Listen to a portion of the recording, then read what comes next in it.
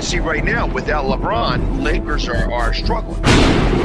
Let me tell you about a team I hate, all right? I know the Dallas Cowboy fan is here, so I had to make sure he knew how much I hate this team. I'm ready. I've often said that the people who run baseball, they try very hard to ruin it. I'm from Brooklyn. I don't have a problem saying it to his face. Oh, I'm from Brooklyn. Hey, guys, any...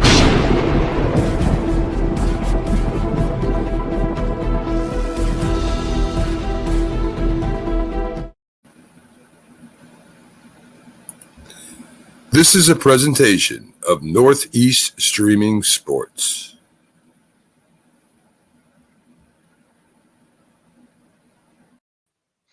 What's up, everybody? Another episode of Coast to Coast. I am your host, Pags. I am here with Bo. Jay is off on assignment today. At least he got assigned to do something. We're not sure exactly what it is, but he's assigned to do it, and he will not be here today. So, how you doing today, Bo? Doing good, man. How about you? Just living a dream. Just a little crispy from last night. We had our darts, and I had practiced. I started practice early, in my living room, and then next thing you know, I had to leave early because I was just a little too intoxicated last night. So yeah, sometimes the best way to help your team is to disappear. That's right. That's right. I mean, Tony did that all year, right? He helped his team by disappearing and just not showing up. Hey, that's exactly it. When he did show up, all he did was cause problems. So just be off sides. It doesn't matter. But no, actually, I shot well the first two games, and then I just realized that they didn't put me in game 3, and I guess I had, it all caught up to me at that point. I was like, yeah, I don't think I'm going to be best to help you guys in game 4. I'm going to go home. Tapping out. Yeah, and it was probably lucky that I did because it was, I barely made it home, and I didn't have very far to go. Yeah, I was gonna say going upstairs. That's that's a rough trip. Yeah, it was, but again, sometimes you got to be smart enough to know when your limit is done. Yep. So absolutely. we did sweep yesterday, so we wound up winning 5.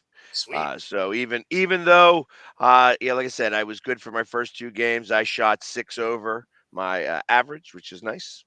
For the 2 games, which is right on point, right where you're supposed to be. You want to be above average.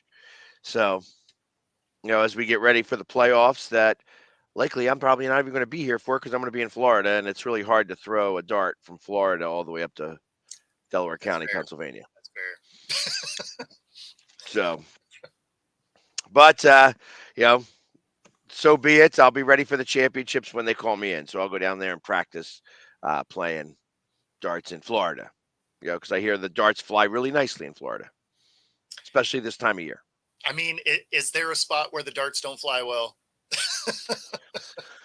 Well, they fly better in warm weather, as from what I understand. Okay. So right. if you're going to do that, you might as well have a good time in Florida. So no doubt. I will practice down there as I am at spring training, watching the Phillies get started on their journey for winning the World Series this year. Yeah. I mean, they have a shot. They have a shot. I think that they are probably, on paper, they are the 3rd best team in the National League. Yeah. And realistically, when it comes down to it, against the number 1 and the number 2 teams, they just, for some reason or another, the Phillies happen to have their numbers. They have the numbers of the Braves, especially when it comes to the playoffs. And usually we have the number of the Dodgers. Doesn't matter when we play them. We love playing in L.A. for some reason. Every time the Phillies go to L.A., they usually they usually take 3 of 4, if not 2 of 3. Okay. I mean, that's a solid outing. Yeah. So it's always. I don't know if that'll be true this time around, but. Well, we'll see. We'll see. Obviously, you're only going to have to face one of their pitchers. I mean, the other pitchers are okay and all, but they don't ever have a really good record against the Phillies. So you're going to have to go up against Yamamoto, but they're not going to have to face Otani Nope. Nope. because Just he's not going to just be as bad. pitching this year. Yeah, and that's if it even does well. You know what I mean? For sure. I don't know how well he bat the last time, he had this surgery, if he did bat at all. So, but Yeah, tough to say. I guess he's been doing well in batting practice, but that's not game speed type of stuff. So, um, but it means he is getting the bat around. So, I mean, you got to feel good about that if you're a Dodgers fan. But yeah, and so here we go.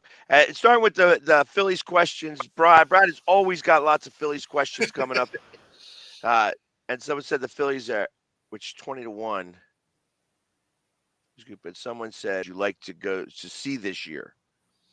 Hmm. Yep. So I mean the games that I want to see, obviously I love seeing the Dodgers, I love seeing the Mets. I love, those are always good games. We start off the season with the Braves, which is always nice. I think Houston comes to town this year as we were in Houston last year. Or it might be the opposite way. I think we were actually Houston was here last year, so we go to Houston. Um, I there's no real team that is great to kind of go see better than others. I think the Yankees come here this year. We went there last year. It's we always have just seem to have a problem playing in Yankee Stadium, and I don't know why that is, but um, also I think this year I'm going to go out to Chicago for the mm, July 4th. I think this year they play in Chicago for July 4th. oh, that'd be So cool. that would be fun to see. And of course, yes, going to the London series. I am doing those two games in London. So That'll be awesome. that'll be a lot of fun. That'll be a lot of fun to see how they treat, baseball over there in England. You know what I mean? Yeah, That's an interesting thing to kind of uh and I didn't read this one, so I agree. I think they are a top three team in the National League, and when it comes to the playoffs, I think they're better suited to actually win in the playoffs. I feel like the Braves do exactly what the Braves do. They play very well in the regular season. However, they have a really difficult time, bringing it up a notch. Like when you get into the playoffs, you have to find that next gear. And it yep, doesn't matter. This is what happens when great teams in the regular season get to the playoffs. That's why it happens in hockey more frequently than not than anything else. If you win the President's Cup, there's a good chance that you are not going to win in the playoffs because yeah. it's funny, as that sounds, you're No, no, no. You so peaked too used early. to beating people badly, you can't find that second gear. I mean, last year it was Boston. They broke all the records. They broke Mhm. all the records. They had the most amount of wins, the most Yep. amount of points in a season, and they just they were blowing people out all season long. They got to the playoffs. Actually, I was surprised that they did go 7 games and still lost. In Yeah. the first round, which makes all of that regular season stuff doesn't matter. You know what I Yeah. mean? And that's a common situation across the board. Football's a little different. Football, you could be destroying teams. I know that obviously when you think about teams that have gone 15-1 and 16-0, them not winning it, like of course the Patriots going undefeated all the way to the Super Bowl and then losing the Super Bowl. Uh, you know, Yeah, but you you still had made it to the Super Bowl. I mean, that's a little different than flaming out immediately. Like I'd be comparing that to the Lakers this year. They win the in season tournament and then fall off the map after that. well, yeah, well that's because they put that banner up. Yeah, they're like, we already won. Hey, we won the championship of the in-season tournament and all got $500,000. Yep. Let's go Woo! eat. Yeah, pretty much. Season over. Thanks for playing. Interestingly enough, the other Los Angeles team has really got a good chance for maybe the first time. I mean, they've had good teams going across, but this is like the first time that they could actually have a team that really could compete to get to the finals and possibly win it. You see a very, you know, I guess, uh, reimagined Harden. You know what I mean? Like Harden all of a sudden is like, oh, he remembers how to play basketball, and you have Kawhi Leonard who's doing really well. I mean, they have a team that's kind of put in place down there that could really do it. Of Yeah, course, individually, there's a lot of talent there. yeah. I mean, interestingly enough, you're going to have OKC, which I believe is going to be one of the ones that flames out a little too early, Yeah, mostly because I think OKC is they got to get the playoff presence. So and that takes time. You may win one series, but it's just going to be hard because you have to do things a little differently than you're used to. yeah. It's just not the same. What's up, Mickey? Mickey's, has I Hey, haven't hey. seen Mickey in a little while, but he's around your area.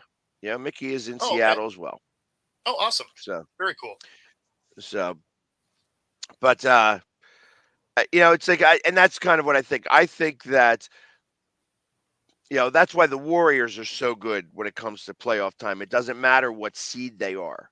Yes. The Denver is going to be tough to play against because they've been there. They are the defending champion. Yep. You know, those other teams is out of the top eight. Like when I think about on the Eastern Conference, obviously there's the Celtics, and there's the Bucks. Now the Bucks right now are having a really challenged time. We'll say is the best way I can explain that. Um, Yes.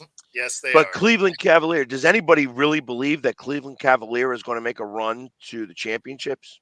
Not a I chance. don't believe that. I don't think so. It's like I actually would give Miami Heat more of the chance Absolutely. than Cleveland, and Cleveland's got a much better record. Well, And the I mean, Celtics are so far above everybody else. But that is something that the NBA has had for quite a while now. Where if you have the best record, you probably aren't actually competing for the in the championship games, let alone the finals, right? If you are the regular season warrior, you're probably a second round exit. and then I look at the teams in the West. Let's go to the Western teams because it cracks me up that the Warriors are actually they're in the 10th spot. So it's like They they have not played good. They have not played well. no, So they have not. But they also so you have the Lakers in the 9 spot, the Kings in the 8 spot. That's where they live. Dallas in the 7 spot. Again, that's kind of where they live. yeah, That's going to flip flop back and forth with New Orleans, who also could be right in that whole area. Yeah, the Phoenix Suns. I guess you could say they have with Devin Booker and KD, you're going to have an opportunity to really compete. Like so you could say that they could start to do the things they need to do to be able to be So do you up do you there. think that's a real thing? Because we haven't seen KD do anything without having an all-time great cast around him once the playoffs happen. Like they Well, haven't lost because of him. So I'm not saying that, but he hasn't been able to find a way to get to that level even when he's had amazing players. Not to discount Booker, right? Great player, but right. Is still. that enough, really? Is Yeah, that really exactly. enough? You have the Denver Nuggets in the four spot, and they could live there. You know what I mean? It doesn't matter Yep. because like then they're the defending champions. Yep. Clippers in the 3 spot. So, and this is what's funny to me. You have the Minnesota Timberwolves in the number 1 and the Oklahoma City Thunder in the number 2 spot. Now, I know the Timberwolves have a good team, They do. but do you see them actually getting to the Western Conference Championship? I don't see number 1 or number 2 getting Right. there. Yeah. Yeah, No, like and that was my point. Is if you are the regular season champ, especially in the NBA, it doesn't mean anything. Like back in the day, it mattered, but now it seems like these teams that are showing up in the 6th, 7th spots, they're the ones that are the more likely finals champ kind of range because they're like some of their guys are resting. As much as I hate load management, they tend to have more of that, which is why they lose. It's why they don't have the regular season record, so they're a little more rested going into the playoffs. I mean, there's some things that go into it, but yeah, for years now, the teams that have been like the number one seed, they're not winning. No, no, and I understand that.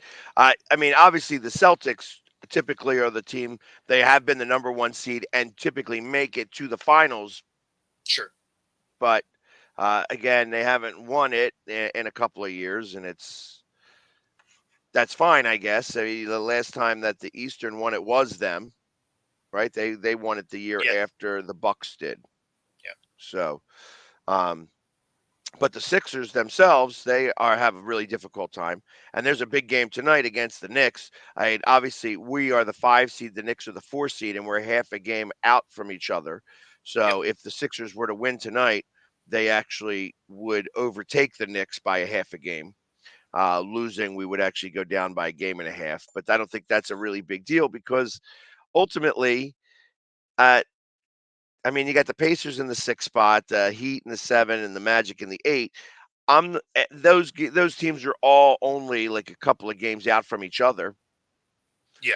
No, it's a pretty Can tight the group. Sixers can the Sixers get past the second round? Uh, you know, it's almost worth it to be the number 7 seed to go up against Cleveland. I Agreed. think in a I think in a 7 game series, even a 5 game series, you're going to beat Cleveland. Especially if you have Embiid back. Now that's the big question: is Embiid going to be back? Is he going to be able to withstand the you know to get on the floor? And can you beat them without him on the floor if he can't make it back into the second round of the playoffs? That's another big question. So Yeah. I mean, obviously Cleveland is doing something pretty well or something right because they're 36 and 17. So, and that's They still feel like they're probably the biggest fraud on this list. well, you know what I would almost agree with you, except for the fact that their road record, they have the best road record in the East. Yeah, Yeah. they have 17 and 8. The next one is 17 and 9. And when you think about all of the teams playing, the points against per game, their average points against per game is the only one under 110. See, and that number just seems crazy to me anyway. Yes. I agree with that. It's like I mean, when you look every at some game is a $120 plus at this point, which is dumb. well, what cracks me up here, the Atlanta Hawks are one of the only teams, there's 4 teams in the East that score over 120 points a game. The Boston Celtics are at 120.7. The Yeah. Bucks are 122 even. The Pacers are at 123.7. Oh wow. And then the Hawks are at 121.3. However, the points against for the Bucks is 123.9. So they're still giving up almost 3 points a game more than what they're scoring, and they're scoring over 120 points a game. Crazy. So that is a little crazy. And then, like I said, obviously the teams that you have at the lower end of the spectrum. Anybody who hasn't made it, uh, actually number 9 and number 10 start there with the negative differential. Negative points differential. So, Oh yeah. yeah, everybody above has got a positive point differential. So it's kind of interesting how that all works out. That and on the opposite side, in the West, the only team that right now is in the playoffs that has a negative differential are the Lakers, and it's basically at even. Everybody else has got a negative differential, except like below them, except like the Houston Rockets, which at a record of 24 and 30 still have a positive differential Huh. on their scoring. That they are still just about a point above per game with a losing record. That means they blew a couple teams out. That's Yeah, I mean some of that, but actually some of that is still, they got to keep it close when they lose. No, for sure. Yeah. So that they're losing games. They're losing games probably by a couple of points, rather than getting blown out themselves. And they have Yep. blown out other teams. So, but basketball gets back started again today. So there's going to be a lot of interesting stuff that happens here. I think in the last, 20 some points. There was something that I read the other day, or maybe it was like a little bit earlier today. Allen Iverson said that in today's NBA, he'd average about 40 points a game. It's I'd probably average about, 43 points per game in the modern NBA. yeah, I could see that because there's no defense. I mean, like Michael Jordan probably averaged 50. I mean, Yeah, he says he lost the scoring title to Kobe the year he averaged 35. I averaged 33, and I'm just thinking, like, if I want to play in this era where it's wide open, if I can average 33 in a season where I got hacked all the time, I'm going to be able to take it up to 43. I know that there's 10 points more per game. So he's not wrong. no, absolutely. He's not Especially wrong. since when you drive to the line or to the lane, nobody's defending you anymore. Yeah, no one Like crashes down. nobody's playing defense. So he'd be able to crush it down there. He was getting hacked all the time. Yeah, All the time. So brutally it's too. yeah, I mean, just they were crushing him all the time, and he still wound up being great. That's why it was funny when he did. We're talking about practice, Yes. not a Yep. game, practice. Not the game that I love, that I put myself out there all the time. Like Yep. you only ever hear about him saying practice, not a game, but practice. Like that's. But he was talking about not the game that I love, that I go out there and 125% every time I hit the Yep. floor. Yep. We're talking about And get thrown on the ground constantly. right, right, getting my just ass handed to me by these bigger guys because I am 5'9", listed at 6 foot. You know what I Exactly. mean? It's Yeah. it's like he was. It was awesome having him here. And it sucked that he had to go. Like, you know, he started to really deteriorate. His body wasn't able to do the things he was doing beforehand. And that's really what caused him to have to get traded away and ultimately. Yeah. But I mean, he will always I mean, he is still revered as one of the biggest icons in the world. Like Oh, no Allen doubt. Iverson, it's like without a doubt, like it's still like you have Kobe Bryant, Michael Jordan, Shaquille O'Neal, Allen Iverson. Yep. It's like I think that he's a bigger icon than we'll say like Magic Johnson, even. Larry Bird, like Sure. those guys, like Charles Barkley, even. You know what I mean? Like he was just a much bigger icon. Obviously, he learned how to not be the in the public eye as much. He realized that if the more he's in the public eye, the more wrong that he would seem to do. So, Yes. it's like sometimes it's hard lesson to learn. Some of the best lessons are hard lessons to learn. So, I mean, they seem like they're all that way. And it just life in general, right? Like every time something bad happens, somebody's like, "Oh, it's a learning experience." Like, I bet I could learn from some cool shit happening too. So if we could do some of that, it'd be all right. yeah, I don't ever learn lessons that way. No, My zero times lessons are ever. Zero always times. Yeah. the It, it, hardest it is lessons. always sandpaper to the nuts. Like it is, it's never like, "Oh, that was awesome. We should do that more." That's not how you ever get to learn stuff. It's like, "Oh, that was terrible. I'm going to remember not to do that again." Exactly, exactly. So there was something that I got introduced to today, as I'm going to switch it up from basketball to baseball since we are in the start of the season, and I think games actually start tomorrow. There may be even a couple of games that start today, Yeah. but the MLB has put out the top 10 cities they are considering for expansion. Okay. Now, interestingly enough, Vegas is not on this list. So I Oh have yeah. to assume that they've already assumed that Vegas is getting an expansion team. Well, no, because I think that why it's not on the list is because as it sits today, Oakland is still going there. Well, as of right this second, but Yeah. that may change because the mayor says no. She don't want him there. Well, But she seems more indifferent than anything. But uh, at the end of the day, because they have something that's slated to go there, they're not going to be on the table for the expansion team until that deal falls apart. Now, if it falls apart, they'll probably be the number one prospect for an expansion team. right, okay. And actually, interestingly enough, there is a game today. Today does start the games. The only game on the docket today for Major League Baseball, the Dodgers versus the Padres. Okay. So All right. that's the first game that starts, and then there's a few games. There's like 5 or 6 games tomorrow, and then the whole slate of starts on Saturday the 24th.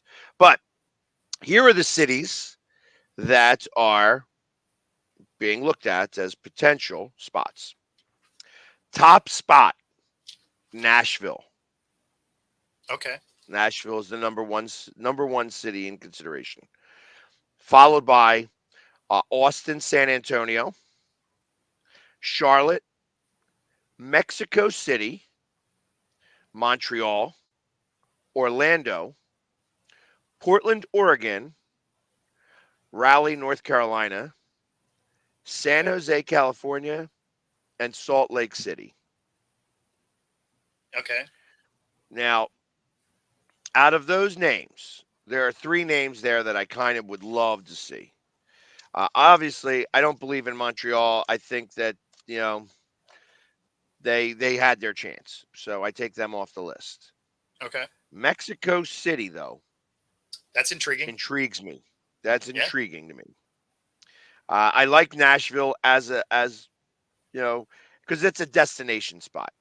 Sure. You're going to have you're going to have especially in the summer, you're going to have opposing teams fan bases come there to be able to do that. So I kind of like that whole idea. Orlando, I'm not a fan of. I don't think Orlando's a good spot. No, Uh, I'm with you there. I think of Austin slash San Antonio. I mean, I understand that there is a lot of people that live in that area, but I feel like that the Texas Rangers kind of engulfs them. Yeah. But I mean, there are 2 teams in New York. Why not having 2 teams in Dallas in that area? I mean, there is 22 million people that live in the Dallas slash Houston slash San Antonio slash Austin area. So Yeah. you have a Houston team, you have a Texas Rangers team. Could you have a third team in there?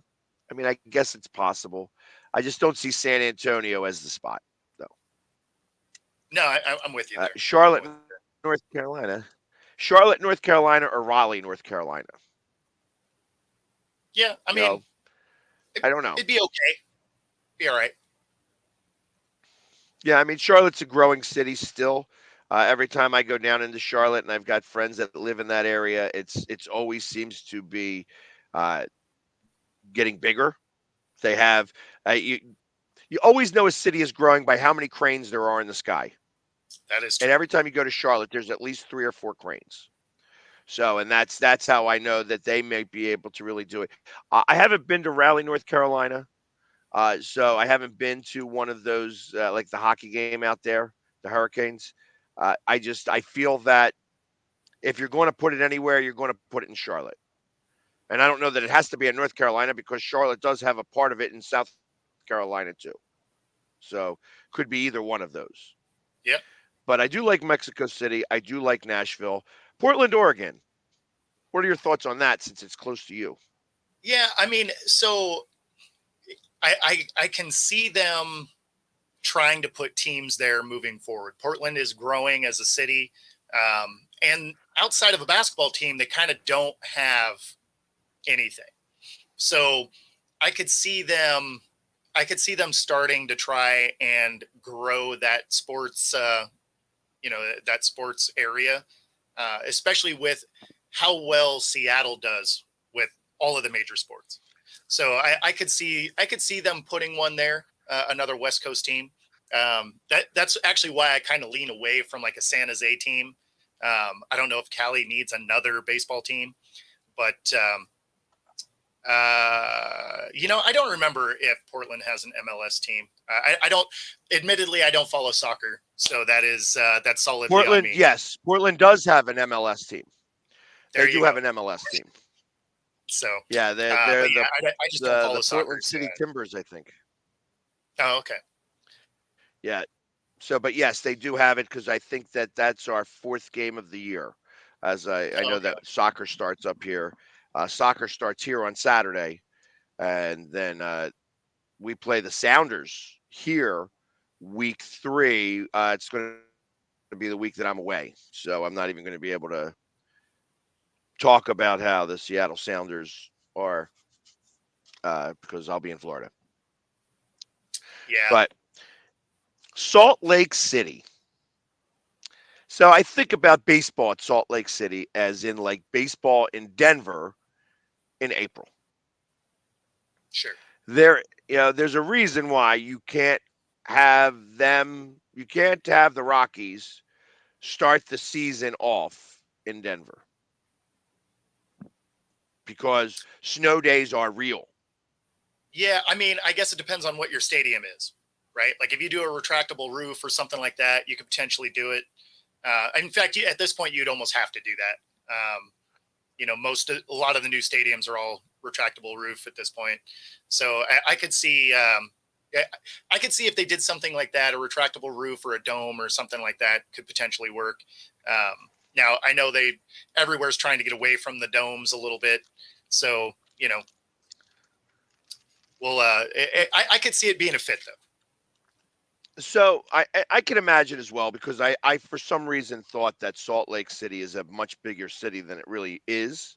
I mean, I don't know. I just always think that there are millions of people that live there, because isn't that where the Mormons, home base is? Yes, yeah, Scientology maybe or something like that. I yeah. don't know. So like No. that's where It's everybody is. Mormon. It's the Mormon community, and Utah's just an interesting spot because they still have dry counties there. Ah, I mean, yep. There's dry towns in Pennsylvania, and you can Sure. always tell a dry town. Here's how you know if you're in a dry town in Pennsylvania. Most of the signs, the street signs, are black or green. But if you are in a dry town, those signs are red. Street Well, signs are that's red. interesting. And Huh. that's how you know that you're in a dry town. So in Swarthmore, Pennsylvania, which is a town that I grew up in, that is a dry town, and most of their signs were red Weird. growing up. Now they went black and stuff like that because it's ultimately the black lasts longer and such. But that's how you know, and I thought that was sort of universal that if you are in a dry town, that your street signs are usually red. So But that definitely wasn't the case in Utah. So it was funny. We drove through Utah going down to Mexico, right? And we stopped in and we went into this little spot and we're like, oh, order a beer and a drink and whatever, right? And they're like, oh yeah, we don't we don't do any of that.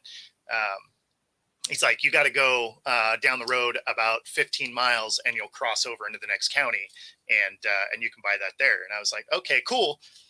Color me up. We're out. Like,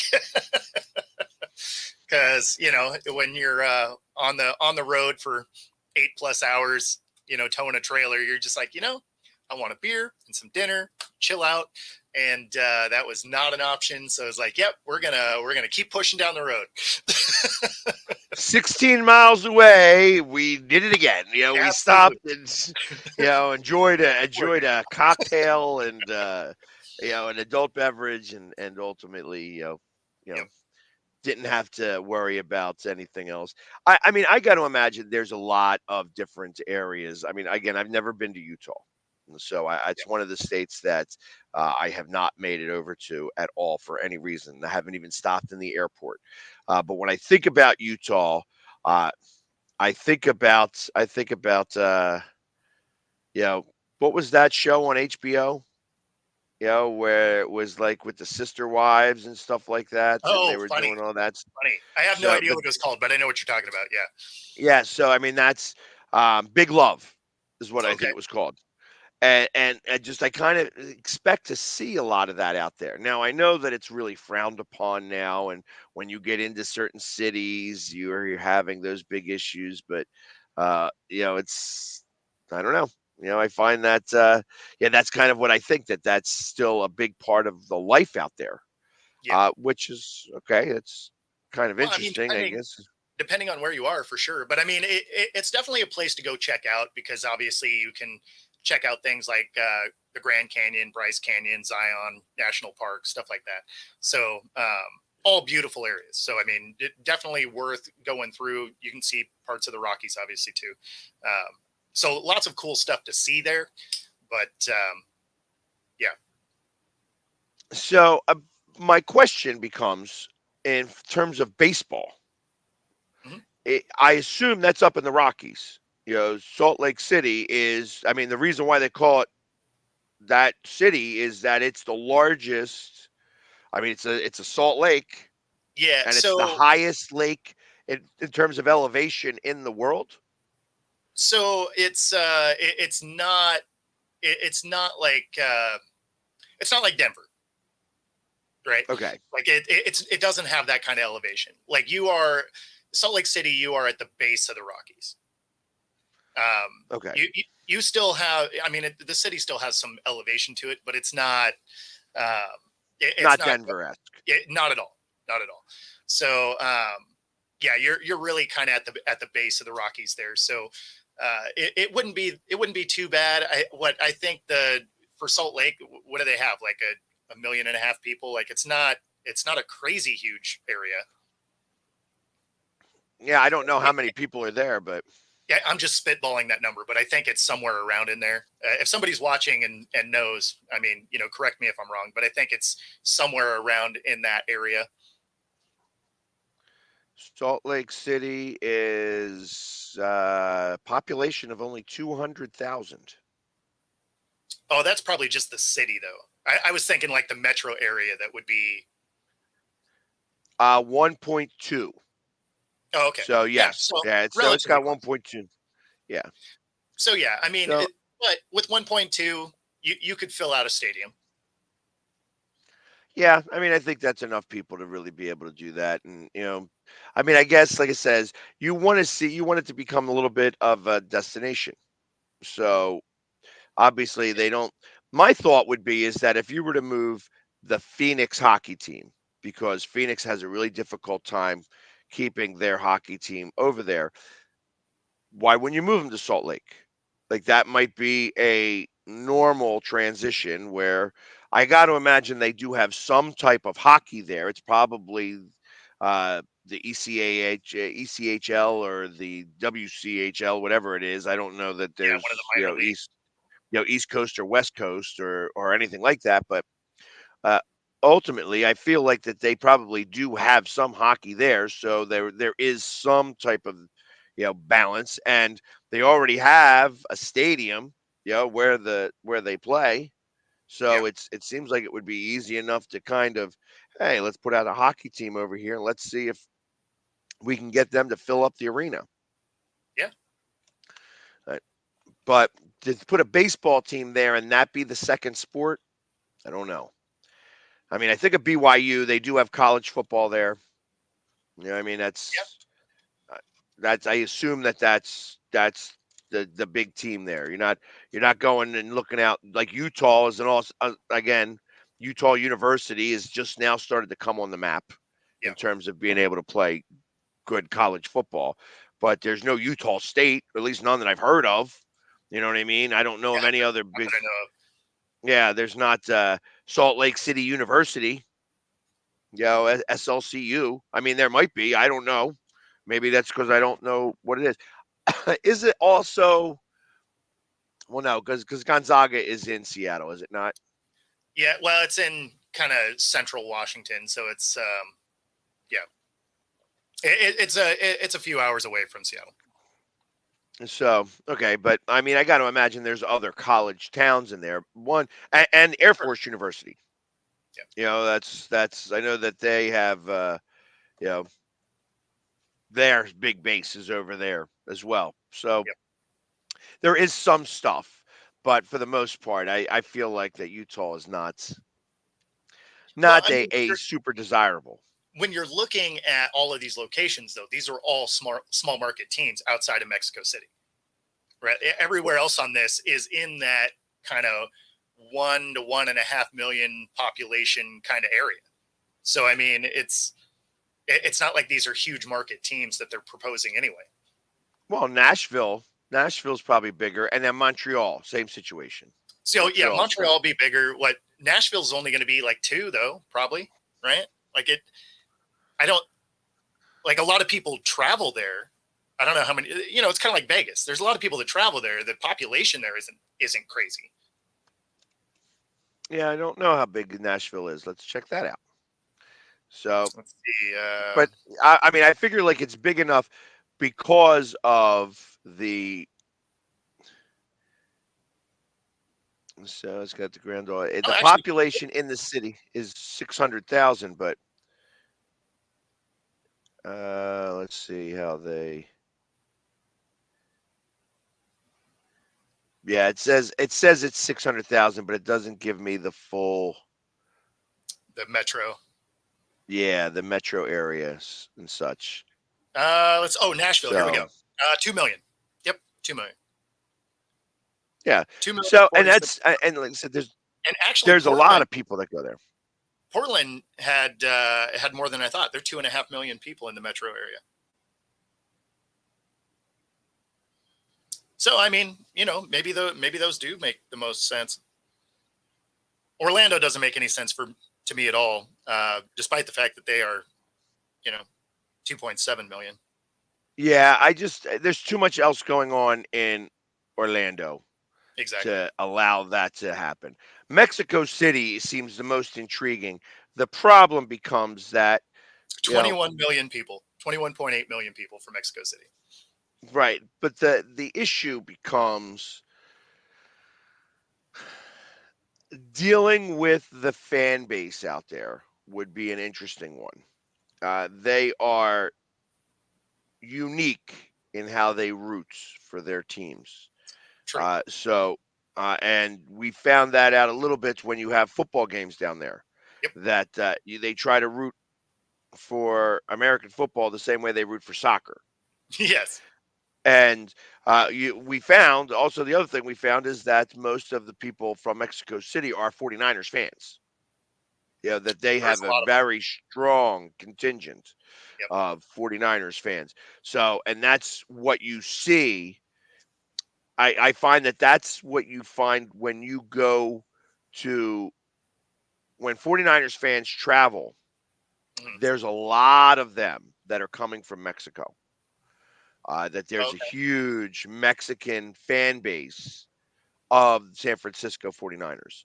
And that they are the ones that are causing some of the issues that the 49er fan base shows. When you see them fighting all the time, sometimes they're fighting with each other, and it's like there always seems to be getting into fights from the 49er fan base. Yeah. That it is that portion of the fan base. Because I tell you, nobody from San Francisco cares even a little bit about the 49ers. It's like they out of all the teams out there, that's why they were able to move the team to Santa Clara and nobody cried. Yeah. They're like, Nobody even oh, noticed. yeah. They're like, oh, yeah, woo, yeah, whatever. You know what I Yeah. mean? Like, let's get them out of the city. Yep. And unfortunately, same situation like that they have in Seattle. San Francisco has just been overrun by in certain areas, been overrun by the homeless population. It's become a big Yeah. epidemic over there. I mean, that's the West Coast in general. Yeah, that's why when you take the underground tour in Seattle, it's such an interesting tour to take Yep. because that kind of goes into a little bit on why everybody, why the homeless, that seems to be the stop point because, you know, if you are homeless, you're, 'cause, you know, if you are homeless, you're, 'cause, you know, if you are homeless, you're, 'cause, you know, if you are homeless, you're, 'cause, you know, if you are homeless, you're, 'cause, you know, if you are homeless, you're, 'cause, you know, if you are homeless, you're what you happens is that you naturally go west and Well, then you go north. it's also a sanctuary city, so they accept it's part of the legislation. They accept you, like they bring you in. So unlike New York, where they're like, "Here's a bus pass, see you later," it's it's we'll take you here, and it's why we have the issues on the West Coast in general that we do, right? Like there's huge homeless, massive drug problems, because those kind of go hand in hand, and it also makes for weird situations. Like if you or I here in Seattle, if we were to walk down the street with a beer in our hand, we're going to get in trouble, right? Right. They could sit next to their tent with a keg, just taking keg stands like a champ. They're fine. But if we had a beer in our hand, we're in trouble. So it's very interesting. Yeah, as you say that, Robert, I don't live far away from Zombie Central, Yeah, which is Kensington, Pennsylvania, Kensington, Philadelphia. And I tell you, if you were to just do any bit of research, there has been enough documentaries now where it's not the fentanyl that's doing it. It's something. I don't know. There's this one specific thing that's making these guys look like zombies, like literal zombies, well, where they're what's weird on the West Coast is we have, especially here locally, is we actually have like what's known as safe injection sites. So yes. they'll let you shoot up, and you're just like, what are we doing? Like, Well, yeah, but I feel like that's why they are. If you were to legalize it, and I know that they are more amenable to that by legalizing everything. Let's legalize it all. sure, Let's make our money so that if you are going to do this, we want our right? taxes from it. Yep, You know what I mean? Might as well make the money off of it as much as we can, yep, and then put those resources back into the exact same situations. yeah, So, and that it would control itself. It starts to police itself in that regards. a little bit. So I understand that's the thought process when it comes to that type of stuff. Does it's a little bit of a blight on the eye.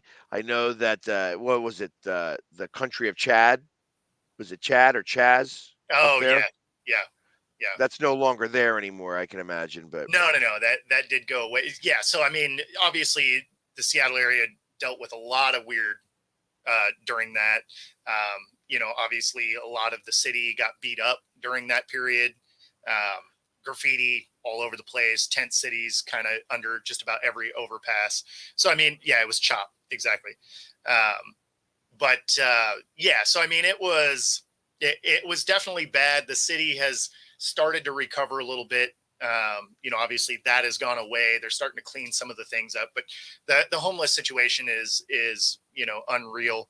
Obviously, it will get cleaned up significantly more as we get closer to the World Cup coming to town, because they'll have to. But well, I mean, there's so many out there. I mean, they were talking about in total there was probably somewhere in the neighborhood of what 20,000 homeless at the very least. Like oh, just because of easily, yeah, yeah. where are they putting them? Where are they going to go? Like it's Yeah, I mean, and it's funny because the legislation is bringing homeless here. They bought a couple of hotels, right? That they then spent a bunch of money to revamp for no reason, and then now they're going to kick all those homeless people back out of them because they're running out of funds. And it's just like, well, yeah, because you wasted millions of dollars to revamp a hotel that was a working hotel. So, I mean, it was in good enough shape to have people in it already. So I'm not really sure what we were planning on there, but they spent a ton of money to revamp the thing, and also delayed allowing homeless people to get in because they were remodeling. And then ultimately, after all of that, they're on the verge of having to shut these things down and kick them all back outside due to lack of funds. And it's like, okay, well, I mean, that just sounded like a misappropriation of funds. Like, you probably could have kept it open longer if you didn't waste a bunch of money remodeling something that was already working. right. or realistically, if you want to remodel, you put the people that you're going to house in there to work, and maybe start to train them in a For a skill. skill. Exactly. Yeah. Like that would have been the way to kind of do some of that. Yep. Um, so yeah, yeah, I can imagine some of this, some of the weirdo things that you would occur, you wind up seeing. You know what I Yep. mean? And I mean, I don't know if I'd ever want to go swimming in that pool. Yeah. I 100%. mean, I that's don't. yeah, that's definitely not. So I mean, but ultimately, it's and I'm not trying to make this all like a political thing. And talk No, about how for the sure. homeless is, because I mean, there is homeless everywhere. You know what I mean? No, It's there not definitely is. just but like I said, when I took the underground tour, Mhm. and it's an Which interesting tour to which take. is a cool tour. If you come to Seattle, take the underground tour. It is pretty cool. You get to learn some history about the city, especially when you find out that it's all built on fill. So the city is actually a higher elevation than it once was, and that also lets you know that if we get a, a really good earthquake, that it's going to act like Jello, and it's going to be fun to watch. That yeah, that's but you know what? Especially being a mason, like a stone mason by trade, the architecture out there is really kind of cool. Just the way that they did For sure. it. It kind of looks like an old Western town in certain areas, and that's interesting to see just the way they did things, and how they went about it, and how they built some of this stuff. It is kind of cool just to see. Like I said, I'm a stone mason, so when I look at stone buildings and things like that, I'm like, wow, that's cool how they did that here. And because it's, I mean, in the grand scheme of things, it's a fairly new town. I mean, it's like only what, 200 years old, Yep. Seattle. Yeah. Yeah. So it's Overall. Yeah. Yeah. So it's like, or maybe even less. I think it was like, obviously, Seattle really started to come into its own like after the gold rush of 1849. So Yep. that's where they started to go. They started to go west, and then they started to go up north. Yep. So and how far is Deadwood? Deadwood is in Oregon, right? Like I thought, like because I Yeah. remember the Yeah. So I show mean, on. you're what? I don't know. You're probably I don't know, 500 miles, roughly, something like that, somewhere around in there. Got you. I mean, so there's a lot of different things that you'd be able to check out over there, and of course. Um, Yeah, and I can imagine that there's a lot of that. I mean, Paul, it's an epidemic everywhere. The world is changing so dramatically, and how that people have to live. Before it used to be that it's like, we're going to try to protect our own, and now we don't care about protecting our own.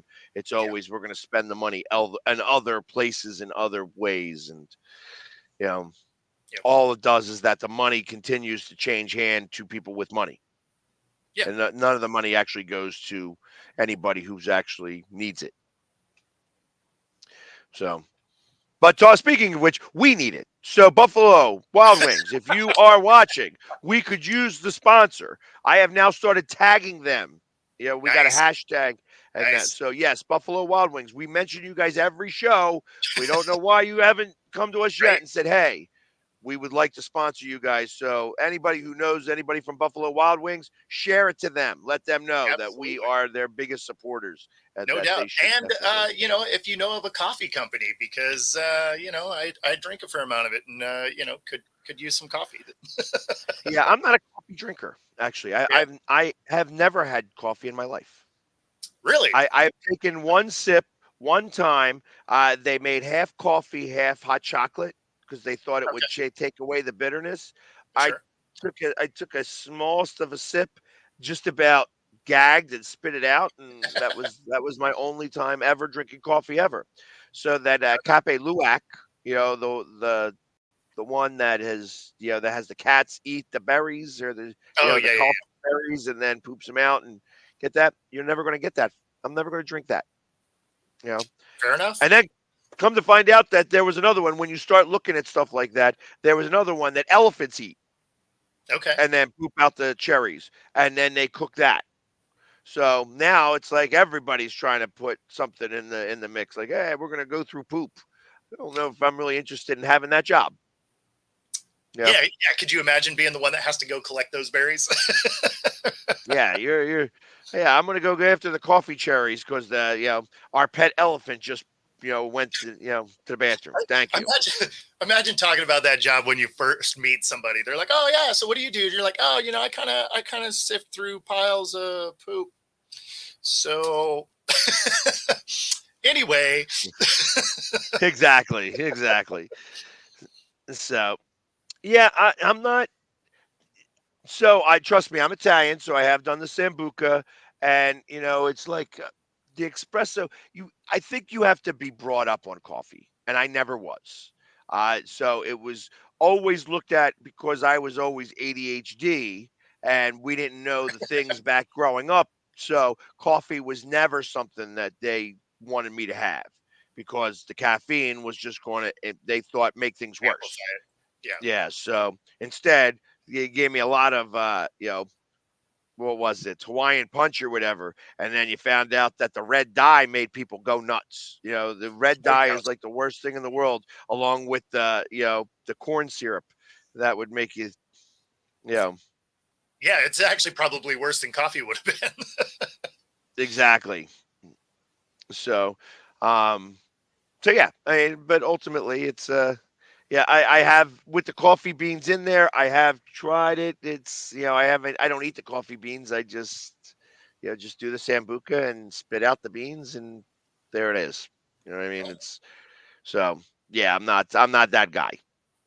You know, but I can make a mean hot chocolate. There you And there go. are certain hot chocolates out there that are amazing hot chocolates. Like if I go crazy on the hot chocolate, there's some that I purchased that are over like $40 for a small container of hot chocolate. Oh, But crazy. it's caffeinated hot chocolate, like, and Oh, okay. it's some of the best stuff out there. It's like I drink my coffee in the morning as I drink the V8 energy drinks. And that's I drink one every morning, and that kind of that's my coffee in the morning. It's got just as Fair enough. much caffeine in there as like a cup of coffee or a soda, and I get to do my thing there. So, but anyways, we are at the top of the hour, and we're going to be Well, I was going to say if the parent company to V8 wants to sponsor us also. Hey, I would love that. If you give me, like I said, I'll start showing the cans. I mean, I drink it every day. V8 energy There juice. you That's go. where it is. Bam, Product right placement and there. everything. We got you covered. Exactly. I drink it every day. I could pull out 5 cans in this trash can at least. Oh, So funny. every morning, and I just drink one a day. You know what I mean? But the one is like later in the day and stuff like that. So I got you. but yeah, that's always. So yes, V8. If anybody knows V8, and really that's Campbell here. So V8 is a Campbell product. So they're Okay. right over here in Jersey. So definitely come. Let me know. Or Red Bull. I drink a lot of Red Bull too, especially Okay. with my vodka. You know what I mean? So uh, had I had more Red Bull yesterday, I probably wouldn't have been so ready to go upstairs at 10 o'clock at night. But yeah, that's a different story for another time. But anyways, we are at the top of the hour. We're going to do our station identification, and then we will be back for the second hour of Coast to Coast. We're Jayless today. Like I said, Jay is off on assignment. He's assigned to something, and he's doing it. So we will have him back again tomorrow. So in the meantime, you just get the two of us for the whole next hour of Coast to Coast. We'll be back in just a few moments.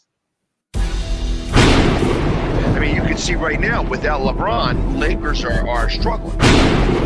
Let me tell you about a team I hate, all right? I know the Dallas Cowboy fan is here, so I had to make sure he knew how much I hate this Oh, team. I'm ready. I've often said that the people who run baseball, they try very hard to ruin it. I'm from Brooklyn. I don't have a problem saying it to his face. Oh, from Brooklyn. Hey, get it each.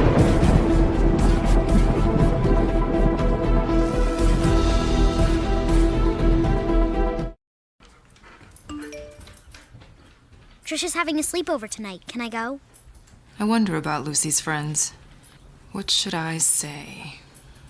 I know you're only 10, But one of these days, a friend will offer you a drink.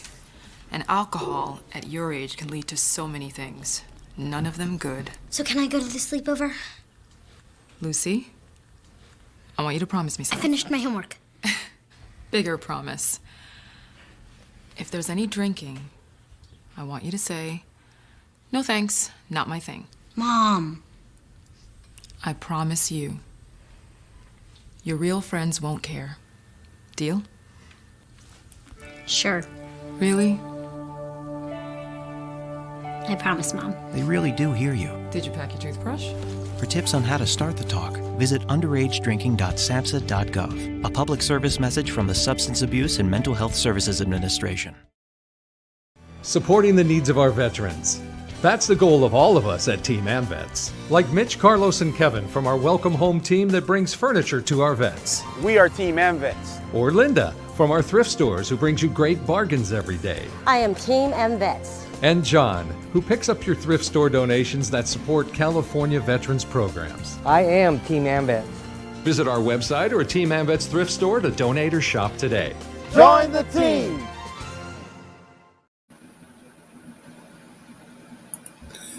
This is a presentation of Northeast Streaming Sports.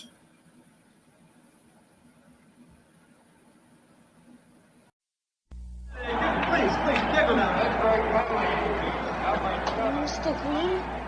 Mr. Green? Yeah. You need any help? I just want you to know, I think you're the best ever. Yeah, sure. Want my Coke? It's okay, you can have it. No. Really, you can have it.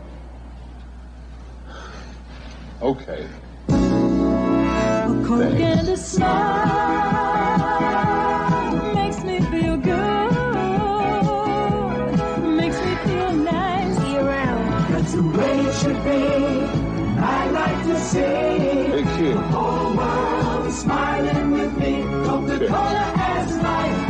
Have a Coke and Thanks, Mean Joe. smile.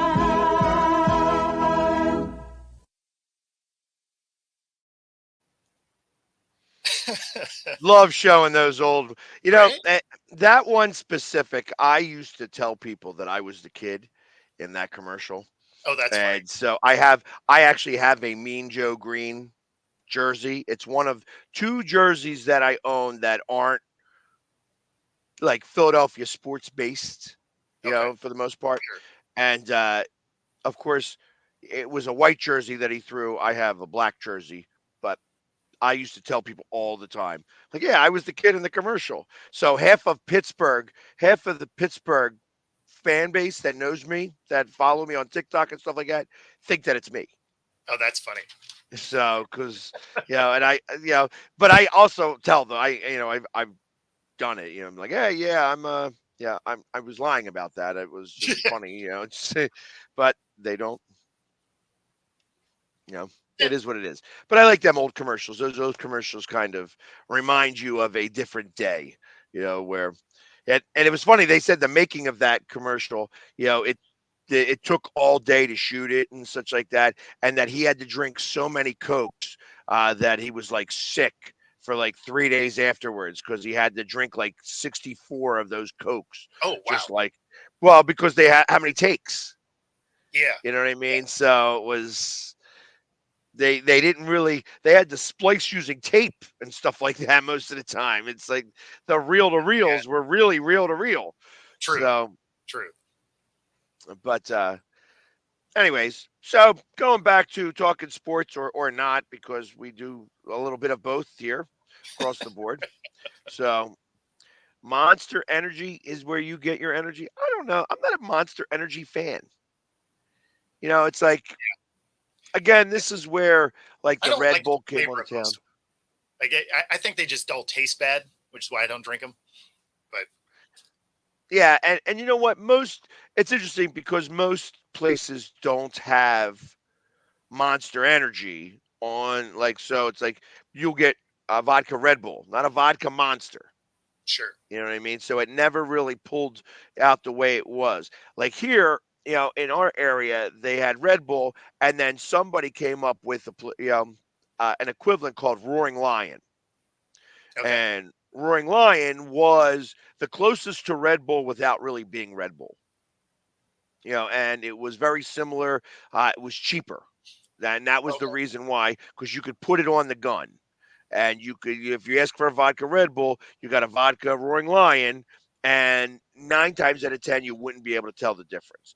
It had a little bit more of an orangey flavor to it. Oh, okay. That's kind of how that, and because Red Bull is orange flavored. You just don't ever know that. It's Yeah. like, yeah, I mean, that's it is. It's the essence of orange is in that, you know, drink of some sort. Yeah. So when they do the blueberry ones or like all those other flavored ones, they change the essence of whatever it is, that orange flavor, to the blueberry or to cola or to whatever. Yeah. Which brings me back to like Jolt Cola, which was all the sugar and twice the caffeine. Yeah. Yeah, that stuff was great.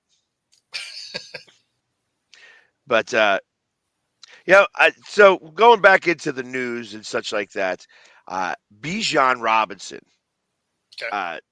said that he is going to gain 2,000 yards in this upcoming season. I mean, they're in a division that isn't great. They probably have a coach that's gonna remember he's there, so that'll help. Uh, so it'll depend on what they do at quarterback, whether or not that's accurate. But I mean, he'll have the opportunity, just because again, the defenses within that division aren't exactly world beaters. So, but 2,000 is a lofty goal. It is a lofty goal, but I mean, he should be well rested since they didn't really use him well this year. Or sometimes at all. Yeah, exactly. I mean, it was so frustrating, especially as he was one of my running backs this year Fantasy on owner. my fantasy team. And which didn't matter because I did win my fantasy championship for the first time ever in my fantasy career. I was the champion. I am going to have that trophy here sooner than later. It's going to be prominently displayed here in on my mantle over here, my fireplace. Yeah, like that's not my real I mean, you fireplace. could have really beat up on some people had he actually participated in games. Yeah, tell me about it. Tell me about it. He did have some good games. He did And have a few. Yeah. my running backs were weak. It was my wide receivers that carried me because I had literally and tight ends. I had a couple of good tight ends. In fact, because we had 2 flex positions, Okay. so you were allowed to play 3 running backs, but you weren't allowed to play 4 or 4. 3 wide receivers, but not 4. You I got couldn't have both flexes be like wide receivers or running backs. So I played 2 tight ends most of the season Okay. because I didn't have strong enough running backs.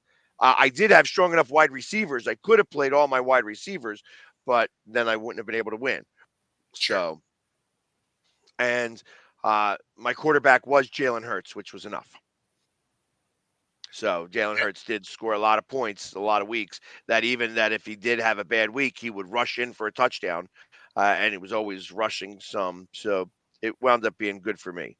But saying that he's going to have, I mean, he didn't have, but he set the Falcons rookie record for scrimmage yards with 976 rushing and 478 receiving. So he had the most by a rookie ever, but Well, and when you got to think gain of, another 1,000 yards. I mean, that's the thing is he almost rushed for 1,000, and there were entire games where he didn't need to suit up. Yeah, well, he didn't. Yeah, I guess because the coach was like, "Yeah, everybody thinks we're going to run him, so we're not going to run him." It's not like 1,000 yards is that impressive anymore now that you have 17 games, right? Correct. I mean, it's not 1,000 yards when you played 14 games. You're like, okay, like you got to be out there doing work every week. 1,000 yards at 17 games, you're not really rushing a ton. Like that, those aren't crazy numbers anymore. Right. No. You like I my thought is that 1,200 yards is like the new 1,000. Yeah. Like that's really what that a running back should gain 1,200 yards in a season. A good running back, a bad running back could get. Yeah, then you have the next tier. You have the 1,200 to 1,000 and stuff like that, and Yeah. so on and so forth. And realistically, I mean, like I says, you have to consider the fact that a lot of these running backs now are also receivers. I mean, Atlanta was big on that. They used a receiver for the longest time. Yeah. That was like the perfect case scenario for my previous years. I would have that guy on my fantasy team because he would be a receiver, but he was really a running back. So, Yeah. it's I like mean, ultimately that's how they used Debo for a long time, right? It's why he had to have a contract dispute. Like, hey, I'm not a running back. I don't want to get hurt. Stop using me as a running back. So, yeah, but I mean, ultimately now he's just crying about the fact that there was no excuses on why he lost this Super Bowl. no doubt. There's no excuses. They're like, oh well, we didn't have a quarterback. Well, you did. So, Yep. Too bad, so sad, you lose. I love it when 49ers cry. So speaking of football, we got we got some coaches in college football that I got a question for you on. Who do you think has the most to prove / has the most pressure on them? Bama with DeBoer, James Franklin for Penn State, Lincoln Riley at USC, or Ohio State with Ryan Day? Off the top of my head, Franklin. Yeah. Franklin has had now, my thought is that he absolutely has to beat at least Michigan this year. I feel like Ryan Day has to do that exact same thing. From Ohio State? Yeah. Well, same situation, but Ohio State, I feel that because I think Franklin gets another year, no matter what. I think Ryan Day, if he loses that game, could be fired.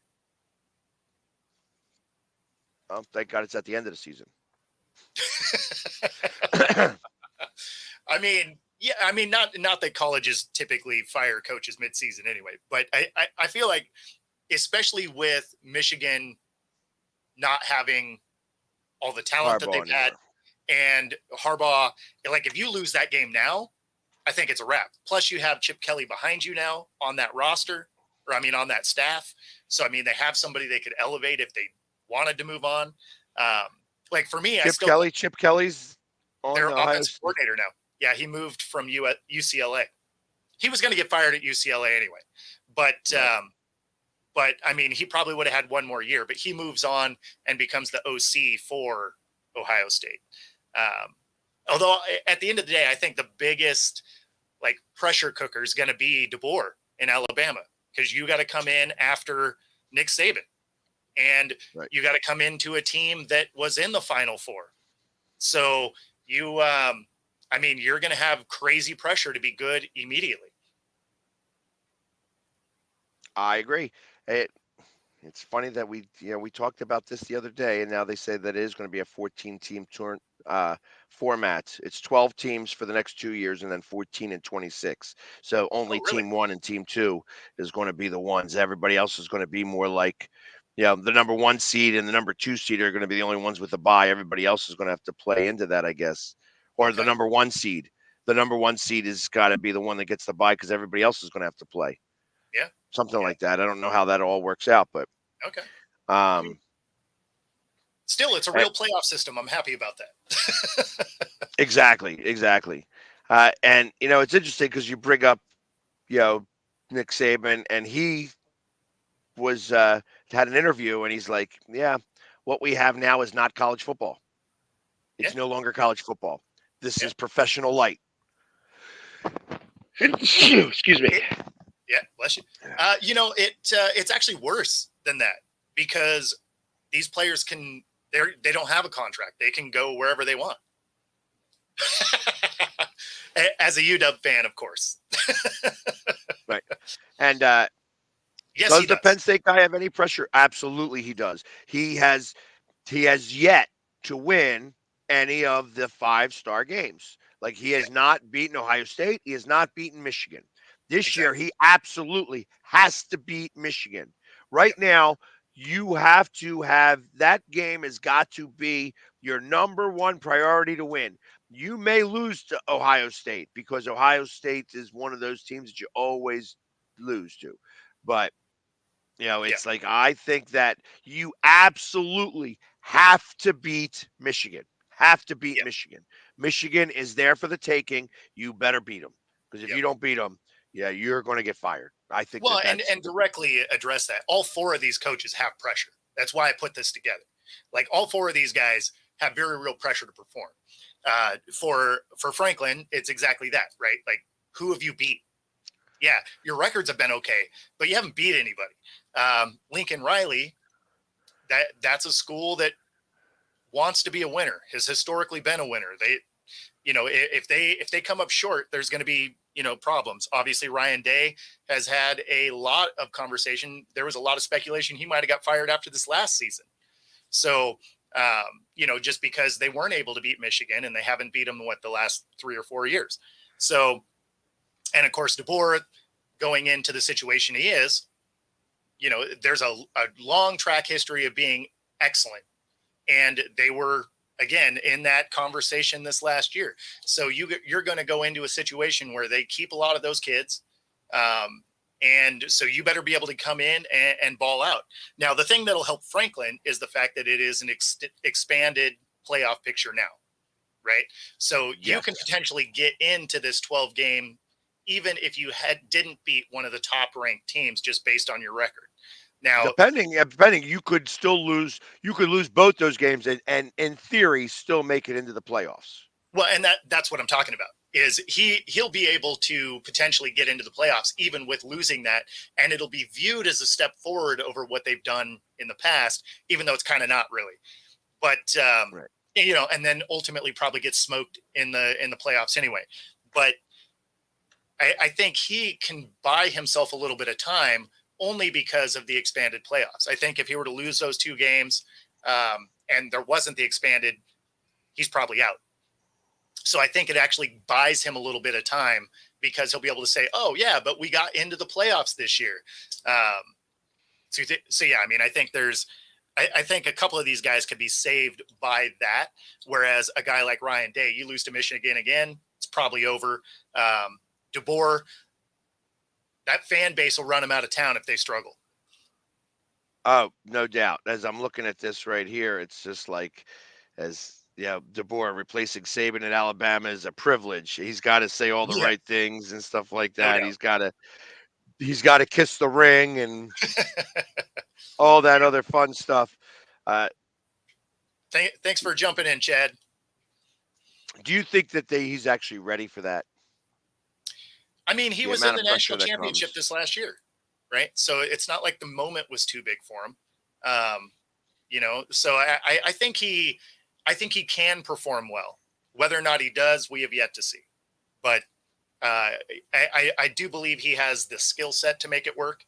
He is a good coach. He was able to coach at a high level.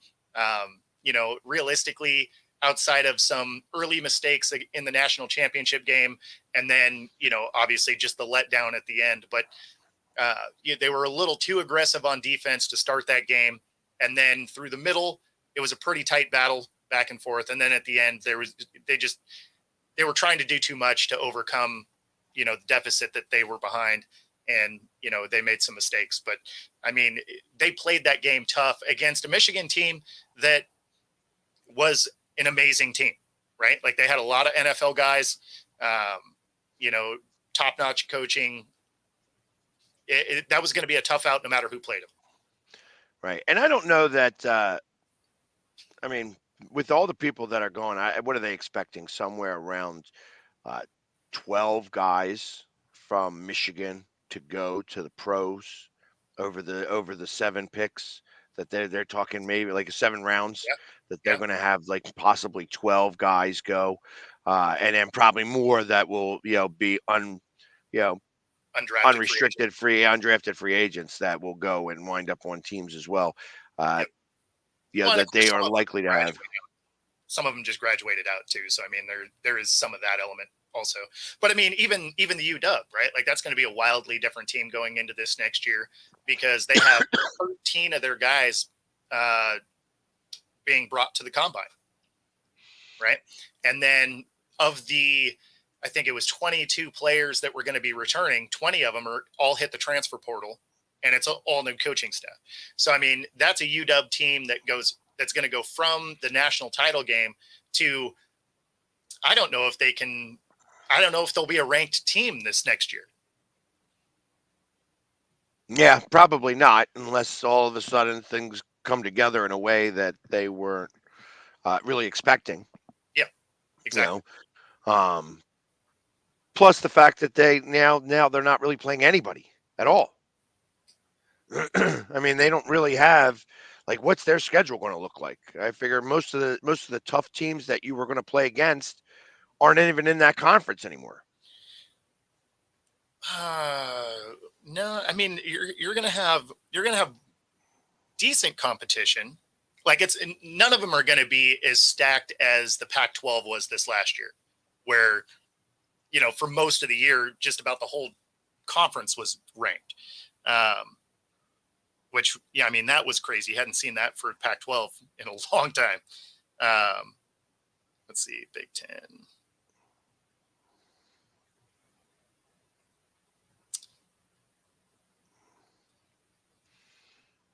I mean, the Big Ten's got like 37 teams now. Yeah, well, exactly. So I mean, like you're gonna have good teams in there because you're gonna have Oregon, right? Oregon's gonna be a good team again. Michigan is a question mark. Ohio State, right? Those are all Big Ten teams. So I mean, you're gonna have competition for sure. And I don't know exactly. Well, is Washington moving? Washington didn't move to the Big Ten, did they? Yeah, they did. Yeah, the only two Pac-12 teams is Washington State and Oregon State. Got you. And that's why I said I thought that they were going to actually just become the Mountain West. They could move to the Mountain West and make that the Pacific, and realistically, that could be the Pac-12. And it would be. And the thing is it still wouldn't be a Power 5 conference. Because the Mountain West only has one real football school, and that's Boise State, right? So that means what? You're going to, in your conference, you're going to have Boise State, Oregon State, Washington State, right? And none of those are like hallmark football schools. They're good. Like they're good teams as of late, right? Oregon State's building a nice program. Washington State is wildly inconsistent. They have years where they're good. They have years where they're terrible. And then Boise State is, the consistent leader of that division, but there's nobody else in that division. Where did Stanford go? Is Stanford still part of the Pac, or is it? No. They can't be because the only two actual teams there. Okay. So I don't know. I mean, I assume that Stanford was part of the Pac, but I might have been way off in the first place. And not that they're any good anymore. I mean, they really have fallen off a lot. But yes. I thought that Stanford was part of like UCLA and USC and stuff like that. Like that was part of. Well, those all moved also though. Right. Yeah. So Stanford and Cal are moving to the ACC. That makes sense. That makes sense to me. And then like Colorado and Utah, they all moved to the Big 12. So I mean, basically everybody except Wazoo and Oregon State dispersed over different conferences. Got you. And what do you figure they're waiting on? Oh, they took over the conference. So they're not really, they're going to try and revive this thing because they are the controlling bodies of that conference now. So they're going to try and revive it. I don't know how you're going to do that. They basically have a 2-year grace period to figure it out.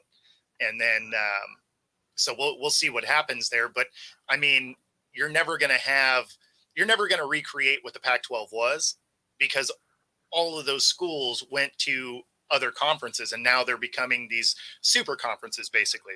So I don't really foresee them being able to keep that thing alive. Ultimately, they'll probably, at the end of these 2 years, after they're done collecting all the money that was still owed to the Pac-12, they'll ultimately go to other conferences as well.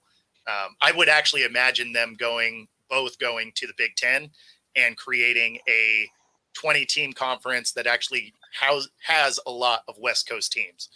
And maybe they end up doing divisions within the conference thing again.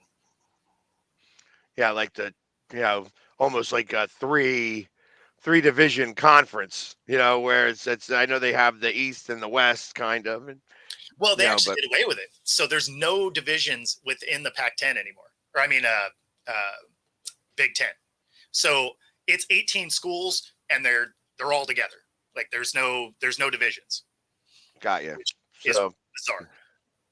well, that was because you had lesser teams in that West division that you would wind up going up against for the Big Ten championship, and there never should have even been anything close to that. You know what I mean? It should be. For sure. The problem is that they also would have Ohio State and Michigan play the last game of the season. So ultimately, whoever won that game was going to be part of the championship. And rather than realistically playing in the very beginning of the season, if you played Michigan in the very beginning of the season, that you would likely had Ohio State and Michigan play for the championship as well, where the top two teams kind of played it out that way. But now, I mean, with the way that this is set up, there's going to be potential that there's going to be a year that Ohio State doesn't play Michigan. It's possible. Yeah. Yeah. I mean, it's Imagine not that. it's possible. Yeah, I mean, because you got to keep some of these traditions in place still. I would think you want to be able to do that, but well, I can't and that's part of one of the things that was put in by the NCAA with Washington and Washington State, right? That the Apple Cup is what we call that rivalry game. And so for the next, I want to say it's through 26 or 27. I don't remember exactly. They basically were going to make it so that Washington State still play each other. Beyond that, right. As big as that conference is, right? 18 games. You start running out of room for out of conference games, right? Because you just have so many within your own conference. So I would bet money that the reason that they slated it for the end of 26 or 27, whatever it was, is because that's the end of the grace period for the Pac-12. Makes me think that the NCAA is betting on the fact that the Pac-12 fails and those two last schools ultimately have to join other conferences. And then from there, if they do have them go into the Big Ten, then that rivalry can continue, right? Because now you're in the same conference again. You bring that rivalry back in. If they go to the Big 12 or SEC or whatever they end up doing, then obviously that gets renegotiated, or maybe it goes away altogether. Tough to say, but it makes it look like the NCAA is almost hedging its bet on the Pac-12 will fail. Oh, I could almost guarantee that, because a two-team conference is not going to last very long. Not at all. But there again, I guess they're trying to, because as I think about the teams out there that could be considered Pac teams, and you have perennial Division II champions of North Dakota State and South Dakota State universities. You have Boise State out there who could probably move over, and now you've got, now realistically there's three more teams that could start to create that Pac-5. So going to the ACC is not going to be, I think the ACC is a weak conference in general. So, I guess you could maybe steal Stanford back, or see if you get, Yeah, I mean, but would you even do that? Or, I mean, because at that point, why wouldn't you just join the Mountain West? They're already set. You just be adding two schools instead of trying to drag everybody over to the to the pack, right? Like it Well, doesn't. that's what I'm saying. Actually, the Mountain West is not like and I don't know. I guess it's going to depend on who's running the conference over there. Because it's all matter of money. It's all It matter of is. money. And Well, so I'm and talking about Boise being one team coming yes, from the Mountain West, but NDSU and SDSU are not part of the Mountain West. Those are whole other teams yep, that there. And then I mean, I guess you could kind of say, you know, I mean, I don't know. I got to assume Gonzaga has a football team. You know what I mean? They just you yeah, don't never hear about them because they stink. yeah. I don't. I actually don't even know if they have a football program, honestly. But yeah, I mean, there's lower level schools that you could try and go get, but I mean, that's not gonna keep you as a power conference, right? Like Right. It's those not a aren't the matter of schools saying that it's are a power conference. It's a matter of survival. well. Let the power conferences start to actually work their way in as when you start getting money. See, and that's where the money comes into play because you want the money to go to the schools so that they can afford some NILs. Sure. So now, so like for instance, Montana, which is really a Division II school. You know what I Yeah. mean? I think they are. I think they don't really even, you know, I don't think they're Division 1. But if you had Montana as part of in the pack and they started to receive some of that money, you may be able to get one of the lower tier NILs to Maybe. show up there, and you start making that. Then you start growing that conference in a different way. You start saying, okay, this is all you have to do is go 12-1 and there's a good chance that you could be looked at highly enough to get into the 12 or 14 in 2026. Sure. No, and that's definitely true. I mean, you don't necessarily have to be a Power Five conference to get into this, you know, playoff setup. So I mean, they're going to have another conference champion get in there for sure. But at the same time, if you haven't beat anybody, there's still going to be some voting involved. So it's not solely on Right. record. There's the AP votes are still part of the process. So I mean, if all you beat up on were low level D1 schools, those wins don't mean a ton, right? When you have like if you were an undefeated team or a one loss team, but you didn't play anybody, and you're going up against a team that's in the you know Big Ten, and you have a couple of losses, you lose to Ohio State and you lose to Michigan or Oregon or Washington or whatever, right? Those losses are against good schools, right? So I mean, Right. it's not like you lost to Tulane or Temple or so, like you lost to an actual football school, and Right. whereas a one loss as Washington because you lost to I don't know some obscure school because that's what you could get on your schedule. Your 12-win season doesn't mean as much, right? Because Right. there's voting. And so do I think that conference champion gets in? Yeah, I mean probably. But you're not going to have more than one school go. Right. Correct. You're not. But ultimately, if you are that team, you're going to wind up again. That's where I mean that was the problem Boise State had. Yeah. Boise State was like they went undefeated and they wound up beating a really good team in the bowl game. You know what I mean? With the 2-point conversion. Yeah. Ultimately, they probably could have made some type of splash. Didn't they beat Michigan? Was it Michigan that they beat with the 2-point conversion? No. The let's see, Michigan. Well, Michigan went undefeated, actually. No, I'm not talking this past year. I'm talking when gotcha. Boise State was doing their thing and they wound Oh, up going into yeah. I think they you're right. I think you're right. I think they beat Michigan. So it's those are the things that could happen that you're going to have those opportunities because they're going to be forced onto the laps of these guys.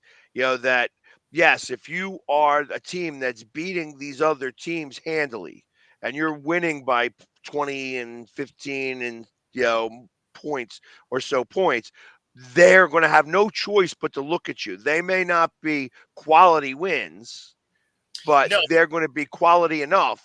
but you'll have to win them that way. Like you'll have to be putting them away early and like, stacking points on them, because if they're close games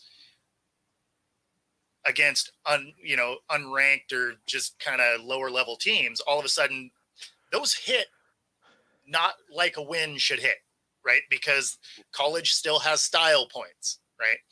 Like if it's a bad Right. team, you have to dunk on them. Like you gotta put a ton of points on them and make a statement. Because if you play a low level team and it's close, they're like, oh, what's wrong with the team? If you happen to lose, I mean, that can tank your season. Right. That losing a game very early, because that's why I said I was a little frustrated about the fact that both Tex, like that Georgia didn't make it into the playoffs this year, when all they did was lose one game by 3 points to Alabama. And because of that, they were out, because at one point Texas won. Yes. You know what I mean? And it was so ridiculous. And then, of course, then you have Florida State that went undefeated, had the quality wins, was able to win the championship without their quarterback and stuff like that, but still wasn't good enough. Yeah. So that was the reason why there's never going to be another time when, unless they really do stink, that Georgia is not going to be in it, that Alabama is not going to be in it, that No, they'll be Texas every is year. not going to be in it. Every Florida is going to be in it every year. Like, it's just, they're going to be perennials. That you're going to see Notre Dame in the mix because they couldn't make it in there any other way. So they're going to always be the number 11 or 12 team, because they couldn't make it in any other way because they stink. I'm not a Notre Dame fan even a little bit.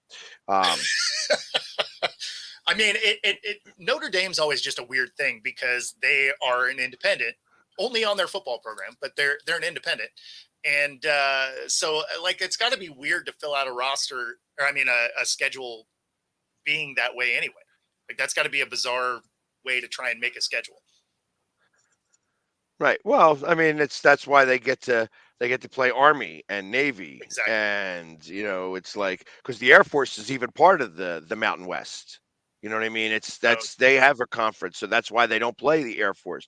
But the Army and Navy both are independents. Same type of situation. That's why they're playing Temple, and that's why they're playing, like Connecticut and things like that. Because, listen, our last time Army and Navy were anywhere in the rankings, they were number 1 and number 2 because it was the draft. So, and that's how that all occurred. But ultimately, you're not seeing any of these teams ever get back in the rankings. And if they are, it's because they have one guy who's such a great quarterback and is able to rush for 2,000 yards and throw for 700 yards, which is a lot for any of those teams. And, and get them into the top 20 per se, because they happen to be beating teams. Except, it doesn't matter how great Army was. The last time I think Army was ranked 22nd, they went into Navy, who had only won 3 games all season long, but they left that game winning their 4th. Yeah, exactly. Because, the one thing that you could be sure of all year long, if you follow Navy, the team Navy, that something that they will say all year long is beat Army. Yep. That's a rallying cry, and game. it doesn't matter who they're playing against. You know what I mean? It's it's like the Eagles fans saying Dallas sucks. That when you are at away stadiums, like when we're up in New York, and we want to start to try to get along with the other team's fans, just start doing Dallas sucks, and everybody starts to join in. And that's everywhere. Even 49ers fans, Dallas sucks. Pittsburgh, Dallas sucks. Everybody knows that Dallas sucks. Yeah. So, shame Jay's not here, because I'm sure he would love that. Even though he's a bandwagon from Houston. Yeah. Yeah. No, it's funny. So, talking about the Pac-12 here, they have a new commissioner, right? They force George Klavkoff out, right? Who was the orchestrator of blowing this thing up anyway, right? Like his leadership is what burned this thing to the ground. So they appoint Teresa Gold. So the first female commissioner of a Power Five conference. So, congrats to her. But, some of that I think had to do with nobody's going to come from one of the other conferences to take that role, right? Because this is a conference that has a 2-year grace period, and then who knows what's going to happen to it, right? So nobody's going to leave a job where they're at to come take this on in something that, let's be honest, the ship is burning and you're going to try and do something with it. And what you get to put it out with is a glass of water, right? So you're not exactly set up for success here. And then, I hope she has success at it. There's tradition of the Pac-12 that you'd like to see live.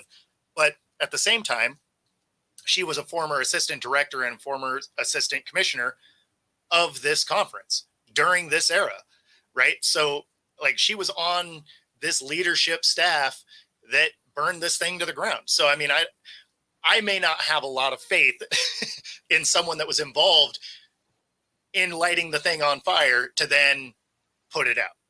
I don't know. I hope she has success, but the track record makes me think that this thing is 2-year grace period and it's a wrap. Okay.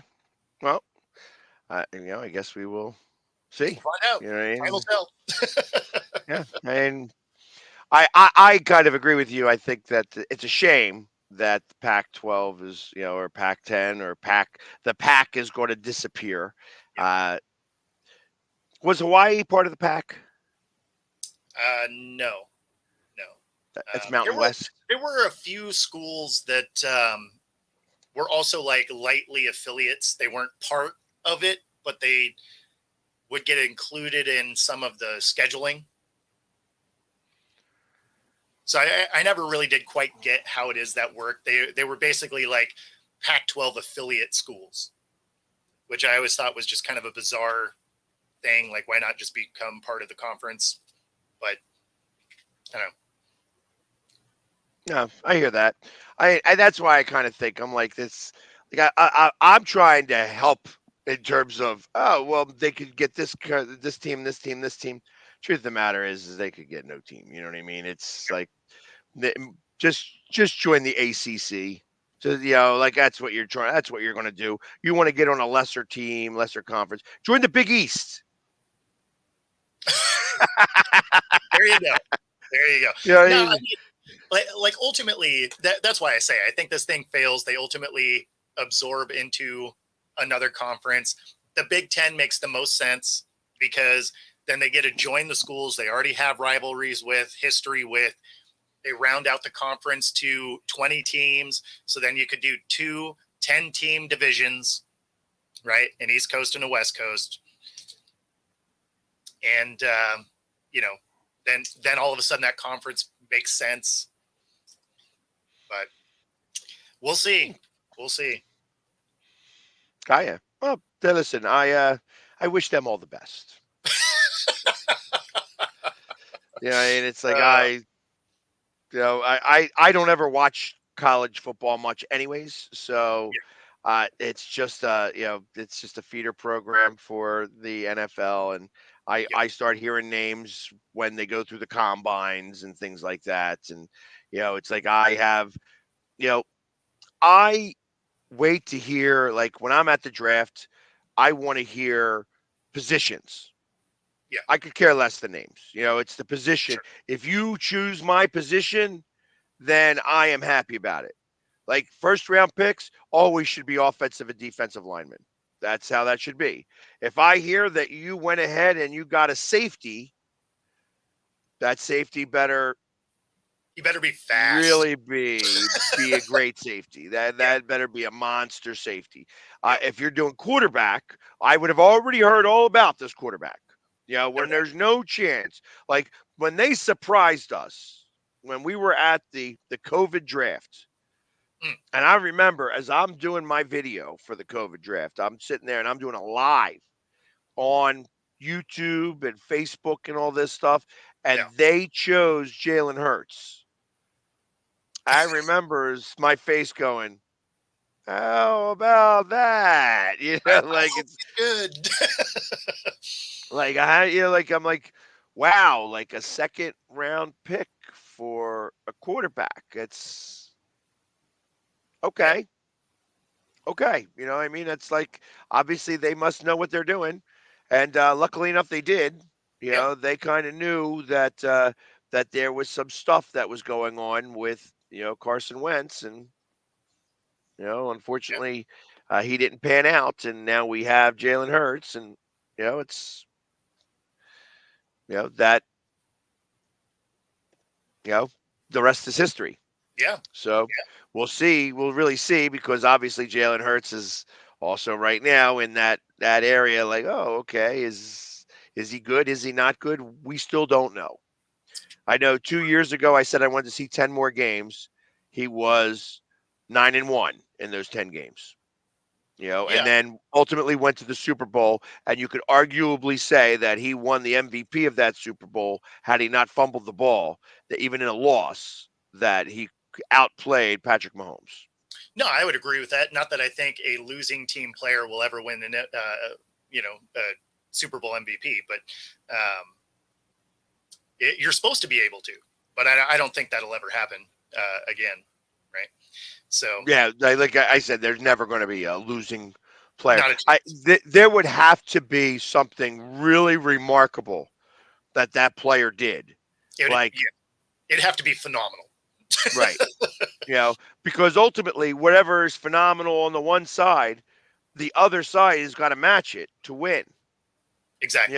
So like if somebody rushes for like 250 yards and 3 touchdowns, and because ultimately that's kind of what he did. He threw for 300 yards. He had the one fumble. The one fumble is really what kind of caused whatever. Because you take that fumble away, take that 7 points away, all of a sudden we win that game. For sure. Yeah. Or So, potentially anyway. I mean, that's in theory, the points would have made sense, but obviously it wasn't.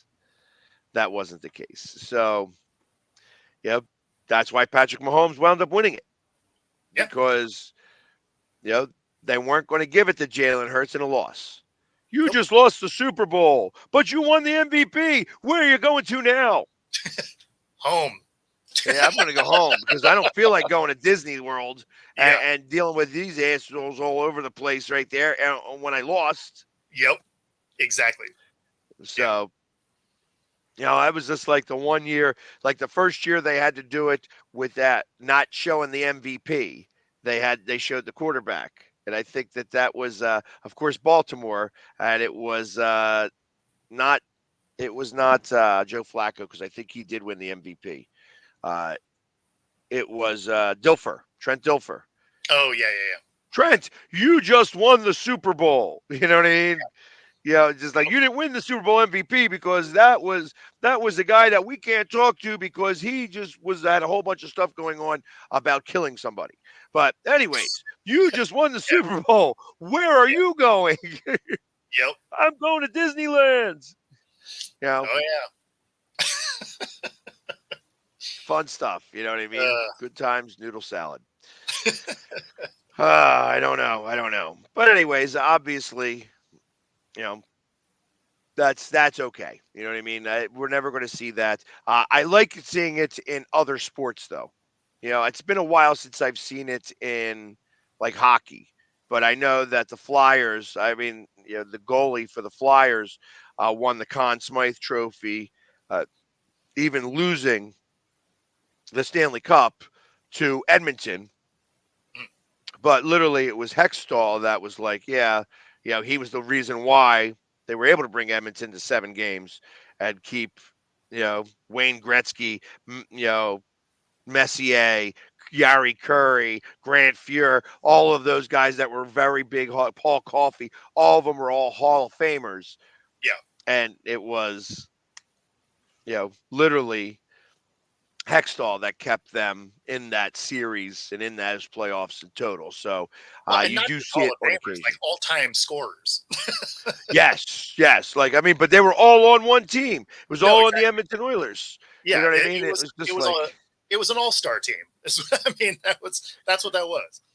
Well, and they had to again. That was another. That was one of those teams where they had to change the rules because before they would have those coincidental minors and they would skate 4-on-4, and that's how Gretzky scored all those goals. Because when you took two guys off the ice, he just was. There was nobody better at being able to skate. He was just too fast.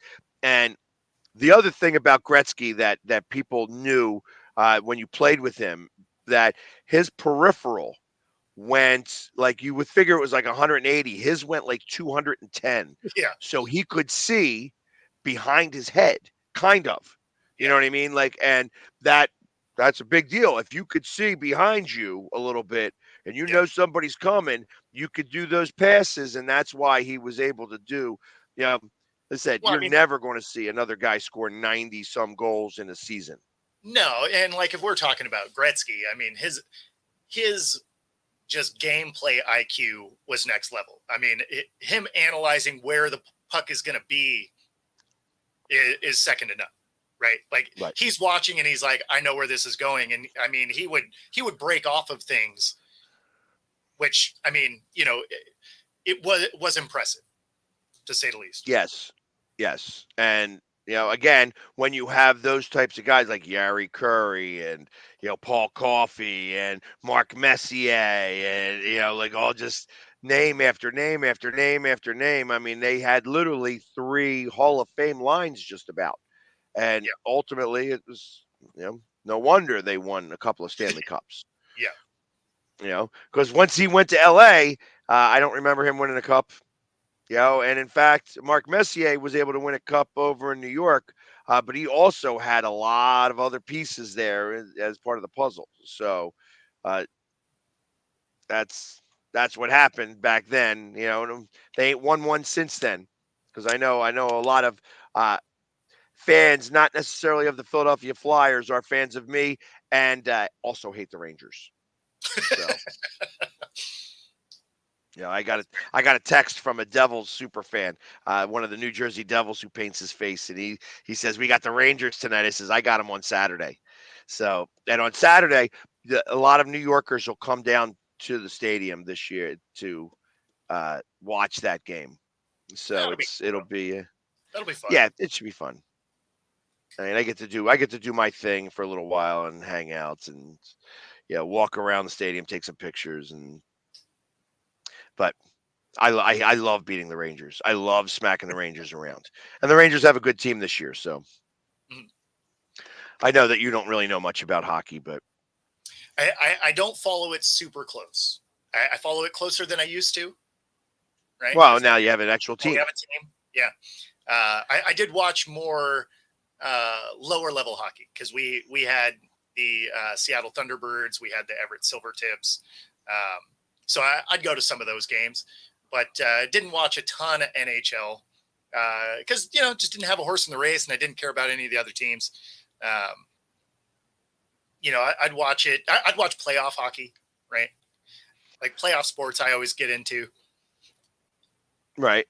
I'm trying to see if, where they are at right now to see if they are even close to the playoffs. What? The Kraken? You're Kraken, yeah. Yeah, they are not. They're not. Yeah, they are. They'd have to go on a wild run at this point. Actually, that's not really true. They're 3 points out of the wild card position. And right now, that's the Blues and the Predators are tied for that.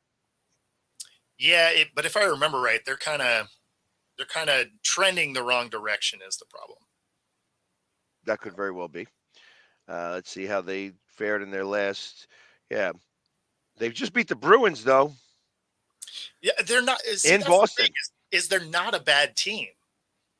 They just they haven't closed games, which is why they have so many of the overtime losses.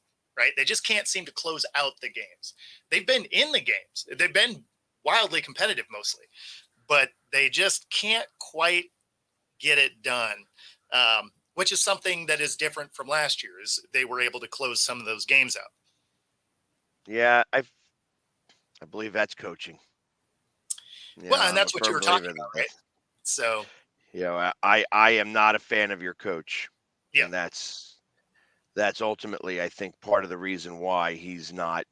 Yeah, he's a college coach. That's the problem. I got And I know uh, when he came to the NHL, he kind of incorporated some of his college ways, and it's like, okay, you are not a professional coach. And then Hextall, who was our GM at the time, just didn't want to get past it, and it's ultimately wound up, you know, get firing. You fired the coach and you fired the GM. yeah, The GM, the Hextall lived and died by the sword. It's like, hey, I don't want to, and it's one thing if you're winning. Listen, you could be a tough SOB to deal with. If you're winning games, it don't matter. yeah. If you're Winning your losing goal. and you're an asshole, guess what? Eventually, we don't want to deal with you anymore. Yeah, it's the Jim And Harbaugh that's effect, right? When right. he's winning, people are like, "All right, I guess I'll deal with you." As soon as you're not winning, they're like, you gotta go. Yeah. All right, buddy. Out. Yep, I'm tired of tired of looking at your ugly mug. pretty You know, much, pretty much. that's why when you said that the offensive coordinator for Ohio State is now Chip Kelly, I find that interesting. Right? Like that's going to be interesting to watch how that works or maybe doesn't. I'd be Honestly, happy to watch it not. I feel exactly the same about Zimmer being brought in for the Cowboys. Like that combination of Zimmer and McCarthy has disaster written all over it. Yay!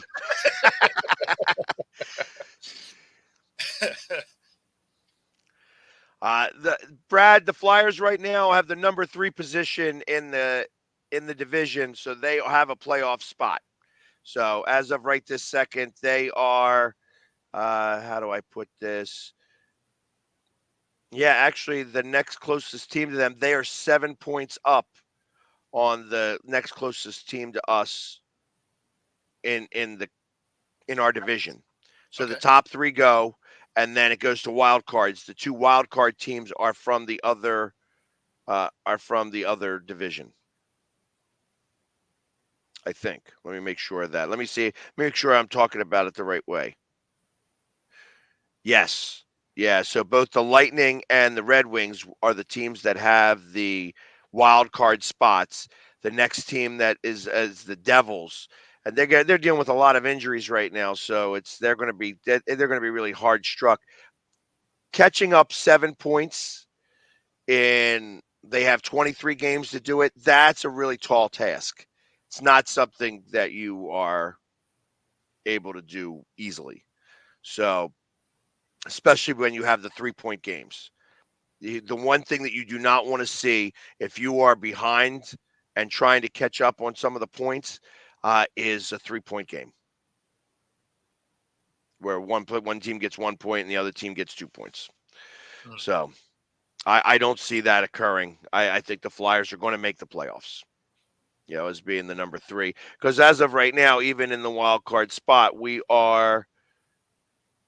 4 points behind the number 2 spot and 10 points behind the Rangers. So I think all we got to do is win more games than lose, and we will be in.